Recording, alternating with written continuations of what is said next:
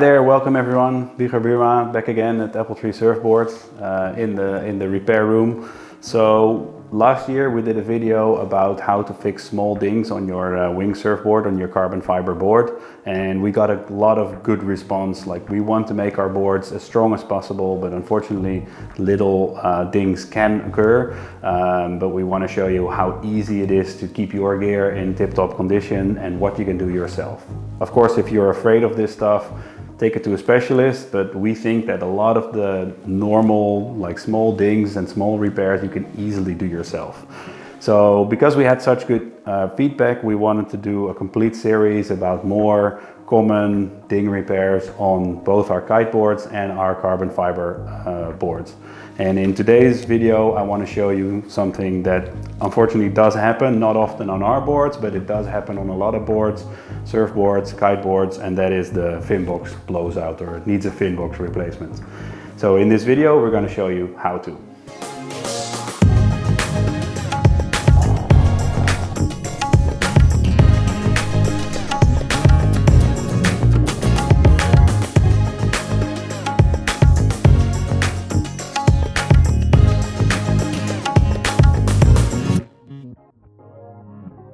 So as you can see in this board, it has the fin box is completely out, and actually the whole fin box is broken. In this case, the box was wrong in the board, so we decided to replace it. It was the wrong angle of the wrong spot, so we broke it out. But this is commonly what you will see when you have a fin box that needs replacing. Our fin boxes are locked in our boards with an extra reinforcement rib in all our boards, so actually this doesn't happen that often. But what does happen, especially with these FCS2 boxes, as you can see here, the box, with trying to break the box out of the board, the actual box broke in two. And that is something that unfortunately, especially with the FCS2 system, we sometimes see when you're kiting full power and you run into a rock or you kite it full onto the beach. Unfortunately, the force that's being put on the fin does sometimes break the box. And then the box is still in, but it's broken, so it still needs replacing. So in order to replace one of these boxes, the number one thing that you need to do is completely remove the box from the board. There's no way of salvaging the box. The box needs to come out. So what we do is we use a Dremel to cut all the way around, cut away the fiberglass. Don't start pulling this before you cut away the entire perimeter of the box, cut away the fiberglass. If you don't, you start pulling the box, you risk pulling this layer of fiberglass away from the foam core, which you want to prevent at all times. So cut away completely all the way around. We use like a Dremel tool, but you can use a knife or you can sort of use a drill and drill little holes, but we highly recommend using a Dremel tool. Break away the complete box, so you're left with this void, and then it's on to step number 2. Okay, now on to step number 2. As you can see, when you take out the box, there's a lot of epoxy that was used to glue the box in the board, and it also always takes away foam. So some people try to put a new box in the void left behind by the old one, but I don't like to do that because you can never really align the box back to its original position. So what I like to do is take like a screwdriver or something sharp or a knife and start by removing all the loose bits of foam, and then dig in around the edge, dig in a little bit of extra material.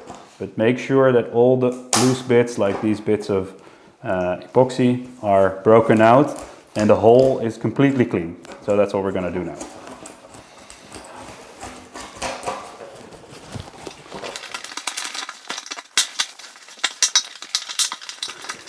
So now that we've removed all these loose bits, clean it out as best as you can. We use air pressure, but a vacuum cleaner or something will work.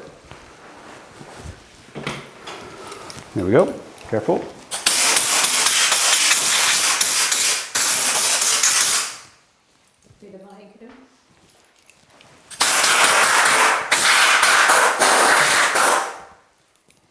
Yeah.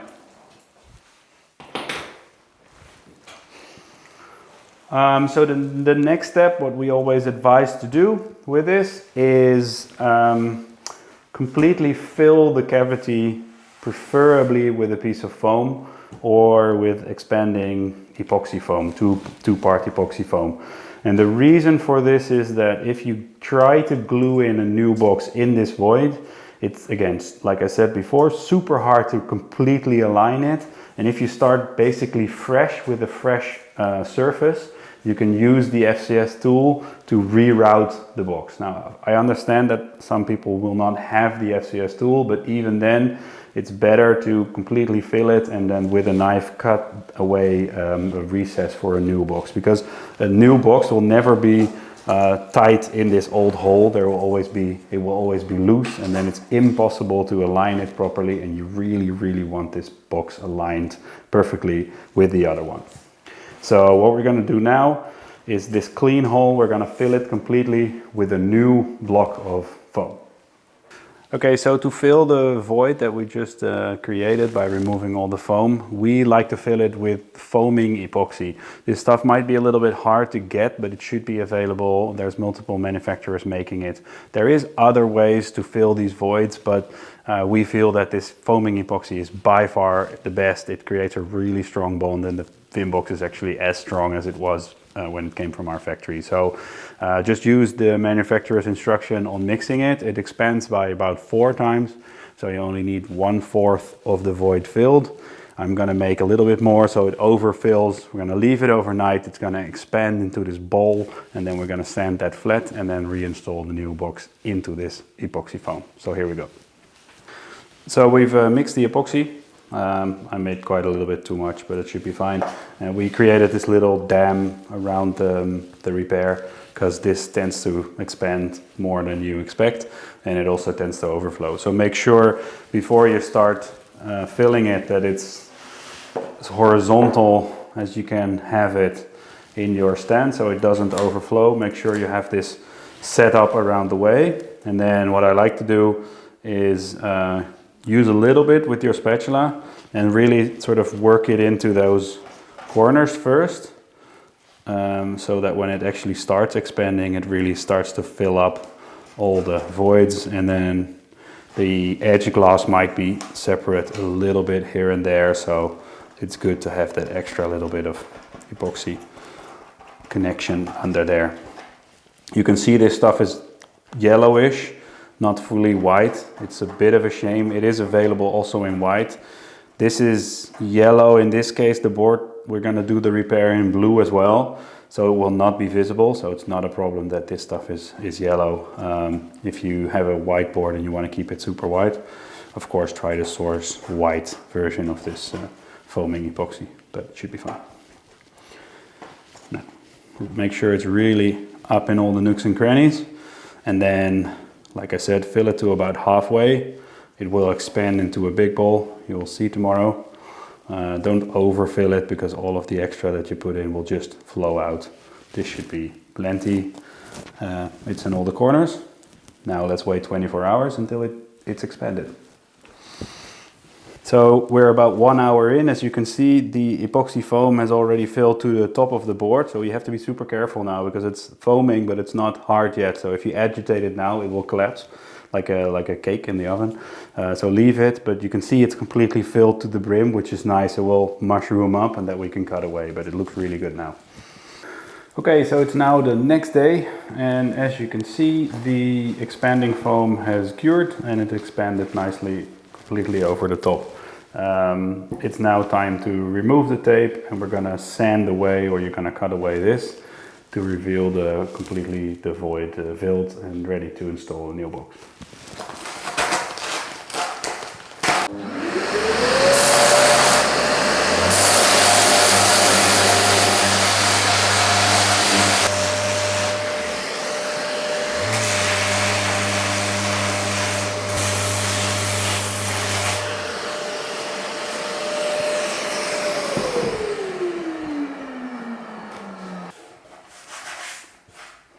As you can see, I sanded a little bit extra around the edge, and this is to slightly reduce the amount of fiberglass that is here, because then when we're going to cover this with new fiberglass, there will be an overlap, and then it sort of blends in nicely with the existing layer.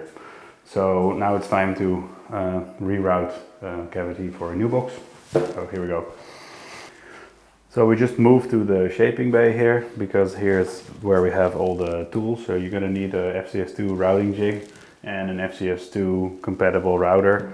If you don't have these, this is gonna be a hard repair, but we advise getting one of these if you wanna do this properly.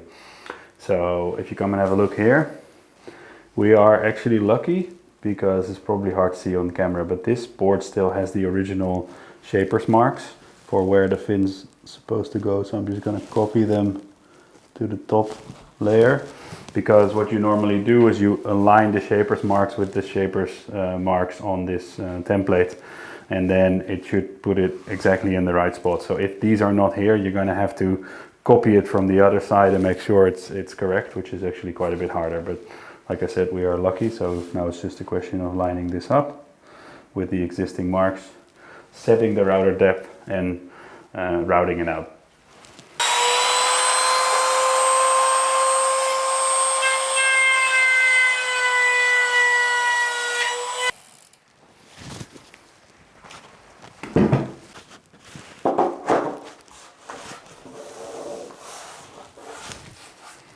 It's time to install the new box. Now make sure you have the right box. So this is a right fin, R5 degrees, so this is the R5 box orientation. Yeah, take note with the FCS ones, because it makes they only have one spot that they can go in. I just use some epoxy, nothing else. Just some thin epoxy to glue it in. That should be plenty. So yeah, just enough epoxy in the cavity. There will be some air pockets in the epoxy foam, so it's good to fill all of those in. And then the box has these sort of channels to push the excess epoxy out, so you can just push that in.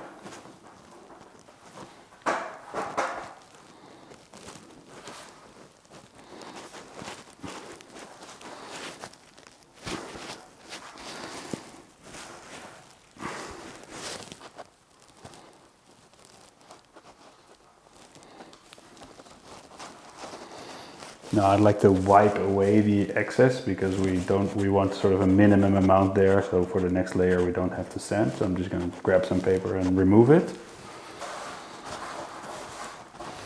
And then finally, these boxes tend to float up a little bit, so if you push it down. So what I like to do is put like a block of foam on top, and then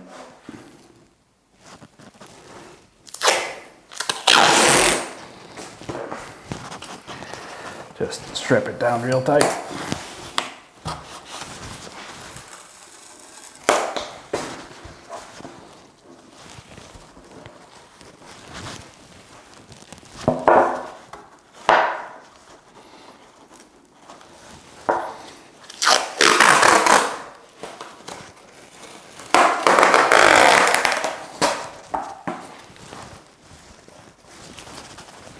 And that should do it. On to the next day.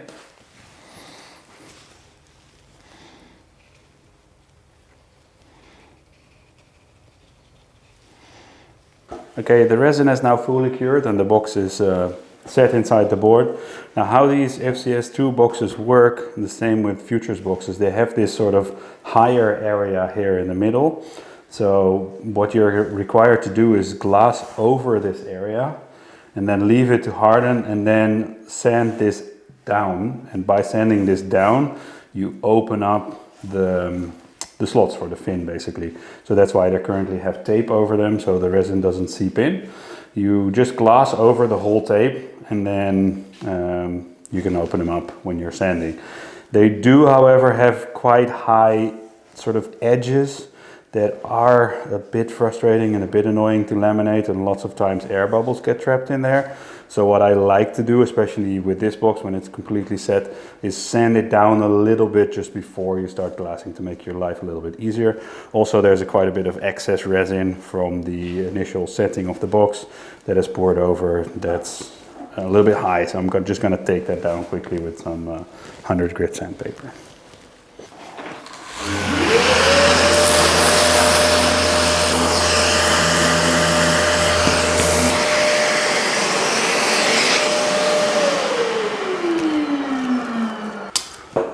So I'm just gonna tape off the area a little bit. It helps with the dripping of excess epoxy, especially around the rail. You don't want to ruin the nice rail apex that's there.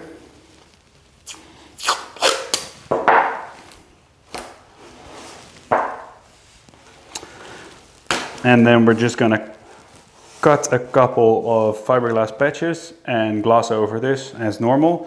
As this is a blue board, I'm gonna add blue coloring to the resin to match the other boxes, because you can see the white here is a bit blue by the blue of the original glossing. So, and also it will cover the yellow of the epoxy foam that would use to set the box. But this is a simple process, just glass 2 patches over, and then it's on to the next step tomorrow. Okay, so we cut 2 patches, one of a slightly heavier fiberglass and one of a lighter fiberglass. In this case, I'm going to put the heavier first and then the lighter on top. And first brush it with our blue epoxy and make sure there's always some small holes. Fill those first.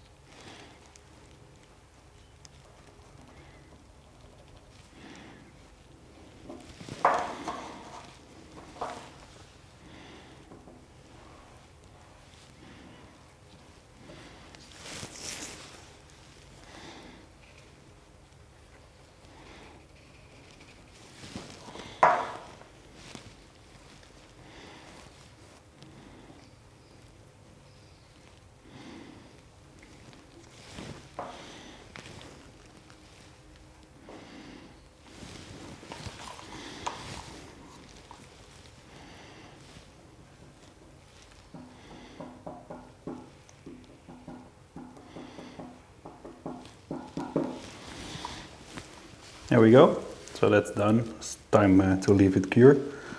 We'll see tomorrow how it looks. So it's now the next day. It has fully hardened. Time to remove the tape and give it a good sanding. We did a really good job. There's no air bubbles. These edges are sometimes a bit hard. Air bubbles get stuck. That's why I give it a pre-sand a little bit. But it looks really good. It's not too deep. I think we can fill everything up with a hot coat. Give it a really good sanding to get it smooth, and then it's time for the sort of final layer.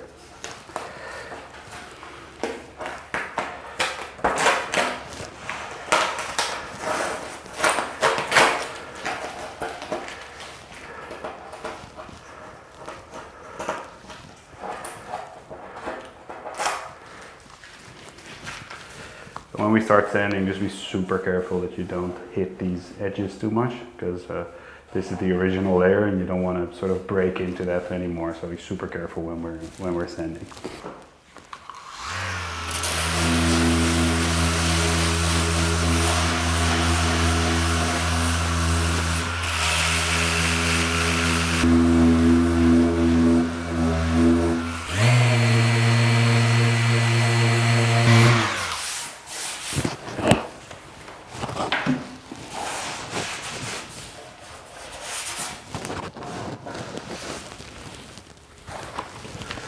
Yeah, so that's pretty good.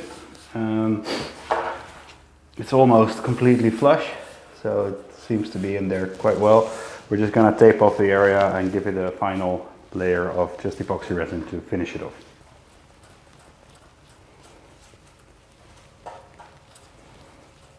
Alright, so now this hot coat is dried up beautifully. It's basically a question of finishing. This time I'm going to start with quite a fine sandpaper. In this case it's a 240 grit where I'm going to start at. You have to be super careful that you don't hit the fiberglass anymore. So it's just a question of smoothing this out, and I'm going to sand it all the way up to 400 grit, and then it's basically ready to go. So yeah, let's do it.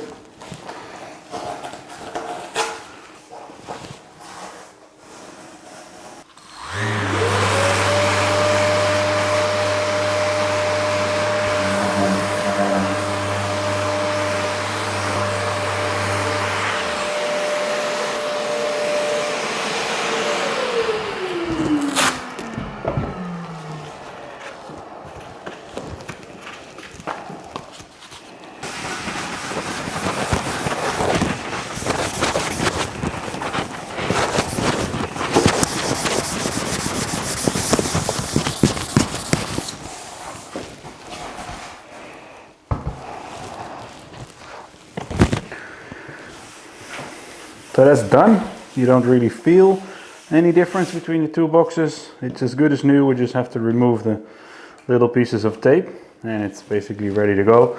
There's a few spots now that you can still see some weave. After the first use that will be gone. If you want to, you can actually give it a little bit of a spray with a clear coat lacquer that we do quite often also on the carbon boards, just to hide the final scratches. Totally not necessary. Fully strong again, ready to rip. Board's done. Yeah, so that's it for the fin box repair.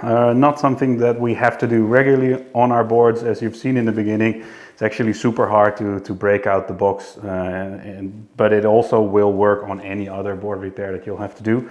If you've got any questions, drop them down in the comments below. We'll always be happy to answer. And we're going to do more of these repair videos. Let us know if you like them. Give us a follow, give us a thumbs up, and I hope to see you in the next one. Thanks.